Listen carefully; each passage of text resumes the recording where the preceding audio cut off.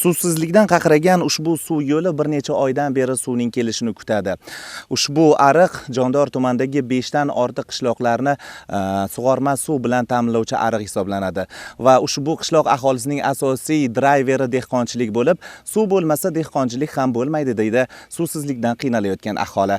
4 oydan beri suvimiz yo'q. Pomidorlar niholcha ketirib qurdik, quriyapti ular, kartoshkalar suv ichgan yo'q biron marta.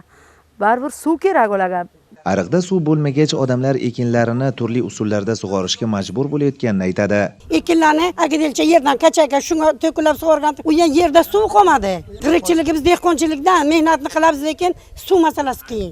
Suv bizaga yanvarning 23-dan beri kelgan yo'q. Ana kun men 120 ta anorim bor. 5 ta pomidor qurdim, bolgar qurdim, hammasini qul suvi. Arabxona qishlog'i, Toroq qishlog'i, Xochkana qishlog'i, Urganjon, Choroqliq qishlog'i, 10 ta qishloqqa suv yo'q. 10 ta qishloq ham 300 dan aholi bo'lsa 3000 ta qishloqqa yo'q bacha. Lekin Jondorni boshqa hamma joyga suv bor. Masalaga oydinlik kiritish maqsadida Jondor tuman hokimligiga murojaat qildik.